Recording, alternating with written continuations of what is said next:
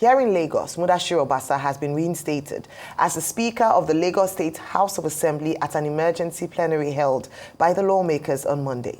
The re-emergence of Obasa followed the resignation of Mojisola Miranda, who was unanimously chosen by her colleagues on January 13 following Obasa's removal. Arise Chief Correspondent Tokumbo Oyetunji has the details. Monday morning at Alausa, the Lagos seat of power. Like it has been in the past days, there is improved security presence around the entrance to the State House of Assembly that has been rocked with a leadership crisis for weeks. A thorough check of movement into the place by security personnel and even outright restrictions of access, including to journalists. The reason? A plenary of the House is about to be conducted to resolve the lingering crisis. I don't know you. I don't know you too, madam. After some hours of restriction, reasons prevail and journalists are allowed into the premises. Inside, engagements and consultations by the lawmakers are ongoing to further solidify the agreements already reached through the intervention of the All Progressives Congress, the party that has control of the House. The state APC leaders also join in to conduct another round of discussions, which has the Speaker Mojisola Miranda, Mr. Mudashiru Obasa, and a few of their colleagues in attendance.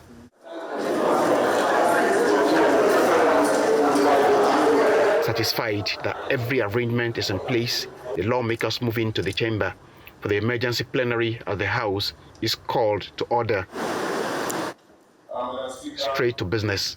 The plenary takes off as members take time to eulogize the Speaker for her leadership qualities and how she has been able to manage the crisis, and also noting the intervention of the party hierarchy. Everybody love you. Madam Speaker, we appreciate you. Some of the submissions are frank. We are not afraid. We can damn the consequence. And that will be too bad for Lagos State. Lagos is the center of excellence. You listen to the party, you listen to the intervention of the leadership, and you are willing to let go. I commend you. We stood together as one against adversity. You gave us strength. You didn't ask for this. You were a victim of circumstance. And some emotional. Right Honorable Speaker, this afternoon I rise to congratulate you. I want to thank you. I want to thank you for your sacrifice for the state.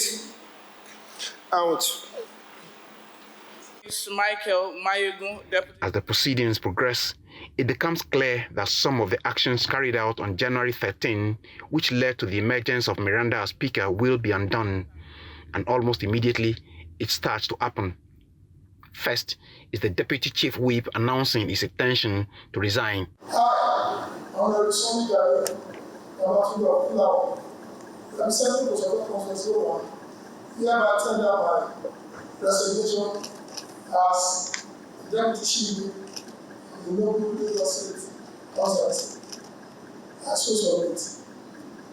Other principal officers, including the Chief Whip, Deputy Majority Leader, and the Deputy Speaker, all follow, stating their intentions to step aside.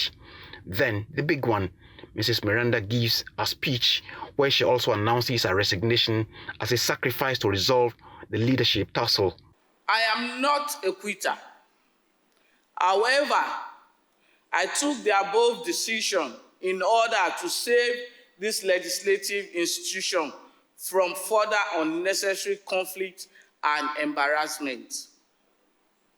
Accordingly, and in deference to the distance of our esteemed political leaders, I have agreed to yet again make a personal sacrifice by stepping down as the Speaker of this great assembly.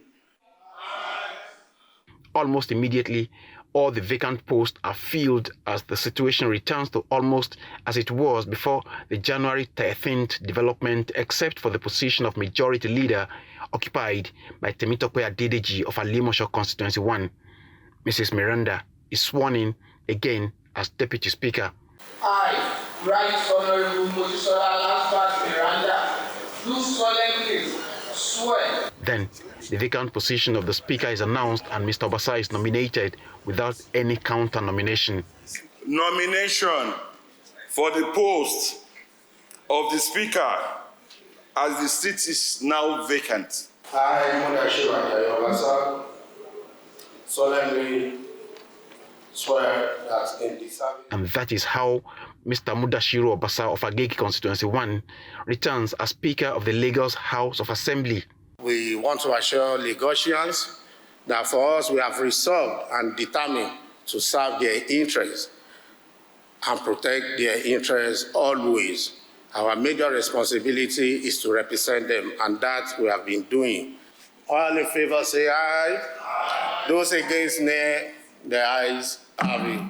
This House stands adjourned, Synod, I rise. And so the House adjourns as Mr. Obasa has his first hit of the gavel officially as Lagos Speaker after being absent from that seat for 49 days. But the question really is the storm created by the leadership crisis in the House truly over? Adokumbo, Oyetunji, Arise News, Lagos. Yesterday, we saw that happen in the House. You know, we saw one of the honorable members so sad and was just mourning the loss of, oh gosh.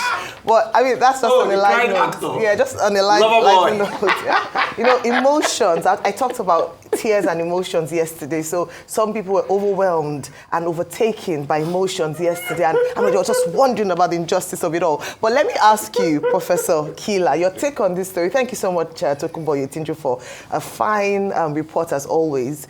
A lot happened in Lagos State House of Assembly yesterday. Your take on this story. But one thing we know is Obasa is back. He's back. As he said he would be.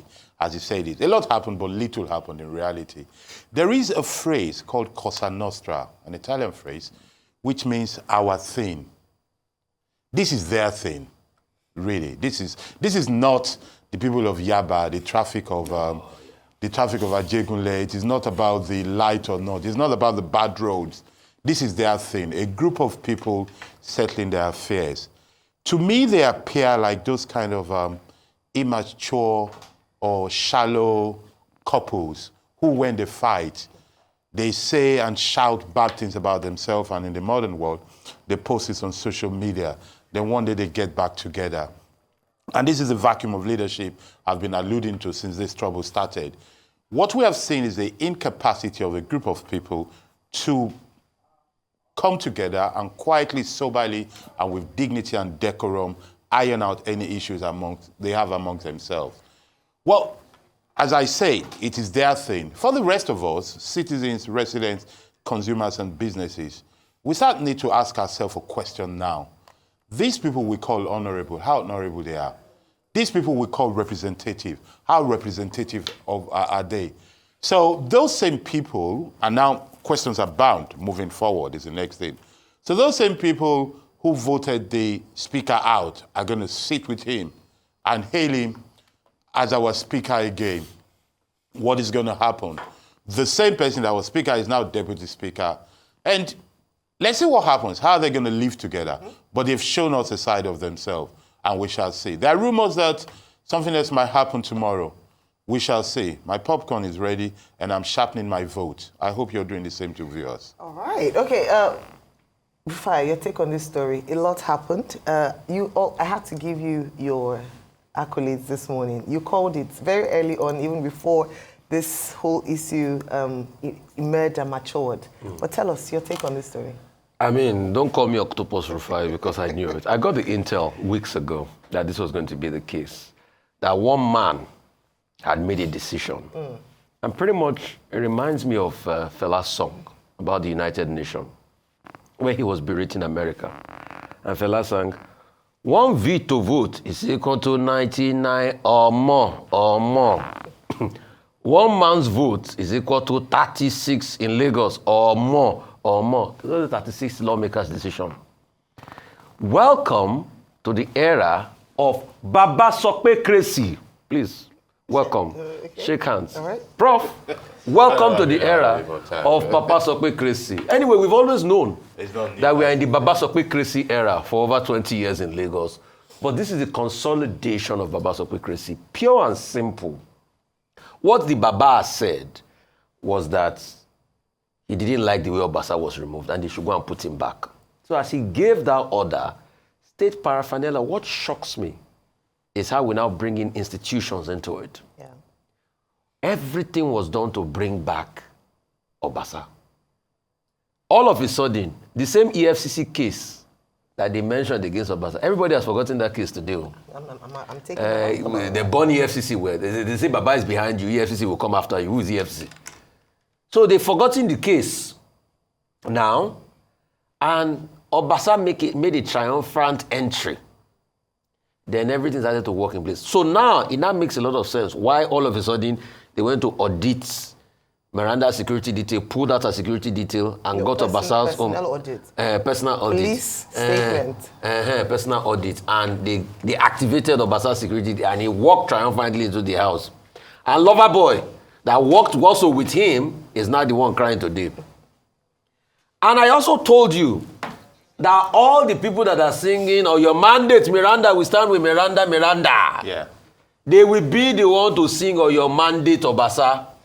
They are singing it today. So it shows you that don't take politicians seriously. All of them will always bow down and lick the foot of one man. That's what we call Baba Sokwe-Cressy. In case you don't know what Baba Sokwe-Cressy is, as a roundup. Break it down, please.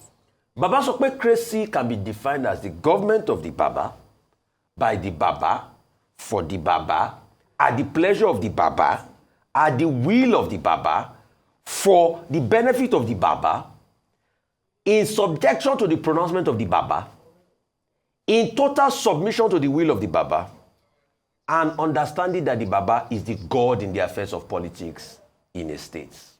Right, talk about God and godfathers. Dr. Wati has an interesting piece on the back of this day newspaper today on whose godfather is bigger. But, you know, the truth about it is that, and I like you talked about honorables, if indeed the title fits.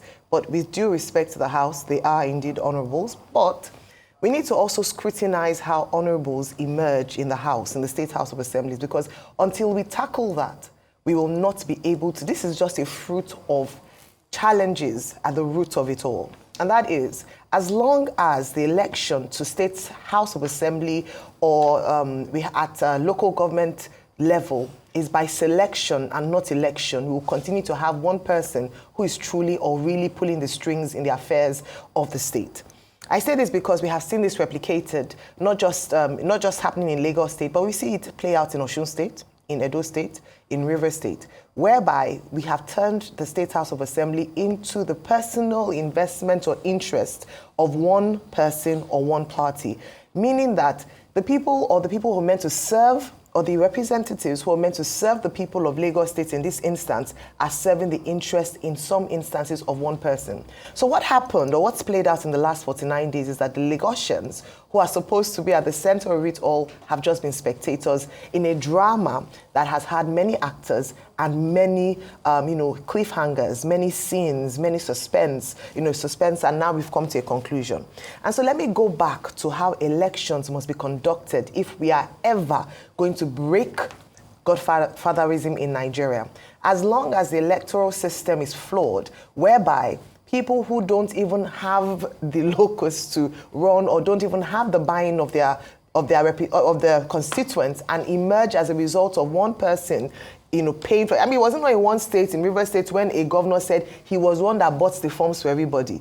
When it comes to it, what will they do, or who will they listen to? The people who didn't vote for them, or the man who ensured that they emerged? And that's what we see play out a lot of times. So the things we've discussed in recent times are the surface, the fruits of the flaws of our democratic system. And until we fix it, be ready to see more episodes in many other states of one man feeling like, okay, he's been slighted, and reinvest, and the people have no play at all in their affairs. And then let's go back again to the corruption charges. Are we saying they were trumped up charges? There were real heavy allegations against the speaker. It's all been swept under the carpet, and it's now said, oh, this is a family matter. We have dealt with it internally. Says who? Where do the Lagos State indigents, Lagos State residents, where do they fall in? So these are big questions this morning, but the summary of everything I said is that as long as our elections are flawed, we'll continue to see charades like this play out in many states across the country. We need to fix it.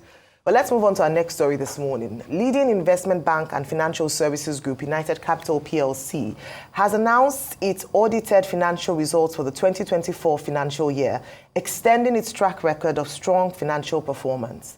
The Pan-African Group recorded an impressive 74% increase in profit before tax to 30.10 billion naira, while profit after tax increased by 111% to 24.10 billion naira. The total assets grew by 83% year-on-year to 1.70 trillion naira, with shareholders' funds rising by 47% year-on-year to 133.50 billion naira. In a bold move to reward shareholders, the company has announced a dividend increase of 33% to 14.4 billion naira. This follows a previous 2-for-1 bonus share issuance and an interim dividend of 90 kobo per share, a first in the company's history. Commenting on United Capital Group's FY 2024 audited financial statements, the board chairman, Professor Chika Modi, said, and I quote, "United Capital Group held true to its philosophy of creating shared prosperity by delivering record profitability and significant corporate actions, which culminated in increased total dividend payout to 14.4 billion naira for the 2024 financial year, up 33% year-on-year from 10.8 billion naira payout in 2023. While on the group's performance, the Group Chief Executive Officer, Mr. Peter Ashade, said he is honored to inform the company's stakeholders of the group's stellar financial performance during the financial year 2024. Despite the challenging business environments, the group remained resilient and delivered record profitability as PBT rose 74% to 30.10 billion naira and PAT soared 111% to 24.10 billion naira.